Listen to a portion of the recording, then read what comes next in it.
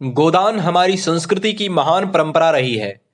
गौ अपने अमृतमय गोरस का पान कराकर भौतिक जगत में हमारा कल्याण करती है और मृत्यु के पश्चात भी हमारे कल्याण का मार्ग प्रशस्त करती है। परलोकगामी गोदाई पथिक गोमाता की पूंछ पकड़कर वैतरणी पार कर लेता है। अग्नि पुराण के अनुसार गाय में सभी देवताओं का निवास होने से इसका दान अत्यंत पुण्यकारी है। गौएं प्राणियों को दूध पिलाने के कारण प्राण कहलाती हैं। इसलिए जो दूध देने वाली गौ का दान देता है वह मानो प्राण दान करता है। गौएं समस्त प्राणियों को शरण देने वाली हैं, इसलिए जो धेनु दान करता है वह सबको शरण देने वाला है। गौ का दान मानव जीवन में सब प्रकार से मंगलदायक है। यह दुर्गम संकट से रक्षा करता है, दुष्कर्मों से बचाता है, साथ ही समस्त पाप समूह से भी छुटकारा दिलाने में सहायक सिद्ध होता है।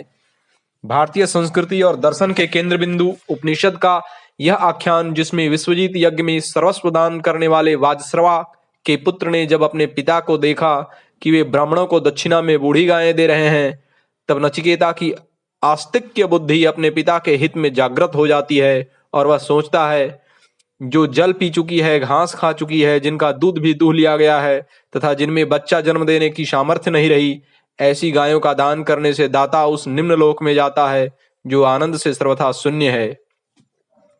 कठोपनिषद का गौ विषयक चिंतन गोदान तथा गौ सेवा की महिमा को प्रकट करता है। गर्भाधान संस्कार से लेकर दाह संस्कार तक ऐसा एक भी संस्कार नहीं जिसमें गोदान की आवश्यकता न पड़ती हो। संतानहीन महाराज श्री दशरथ ने गुरु वशिष्ठ के परामर्श से ऋंगी ऋषि से यज्ञ करवाया। यज्ञ गौों द्वारा प्रदत्त हवि से होता है, अतः कहा गया है कि गायों में ही यज्ञ की प्रतिष्ठा है। उस यज्ञ के अवसर पर महाराज श्री दशरथ ने 10 लाख गौएं दान की थीं।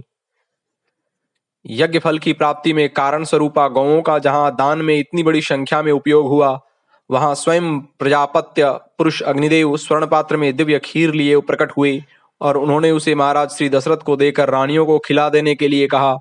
उस खीर को खाकर रानियां गर्भवती हुईं और राम आदि भाइयों का जन्म हुआ। पद्म पुराण के अनुसार जो वेदक ब्राह्मण को गोदान करता है वह नित्य विष्णुलोक में निवास करता है। मत्स्य पुराण में भी उभयमुखी गौ के दान का बड़ा महत्व बताया गया है। ऐसी गौ का जो दान करता है उसे संपूर्ण पृथ्वी के दान का फल प्राप्त होता है और उस बछड़े के तथा गौ के शरीर में जितने रोए होते हैं उतने युगों तक दाता देवलोक में पूजित होता है और अपने पितरों का उद्धार कर देता है। उसे गोलोक और ब्रह्मलोक सुलभ हो जाते हैं। मनुष्य के जीवन काल में गौ भौतिक समृद्धि का कारण है, आध्यात्मिक जीवन में भगवत प्राप्ति का द्वार है, तो मरणोपरांत मुक्ति का साधन है।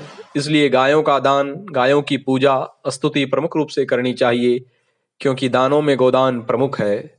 ओम।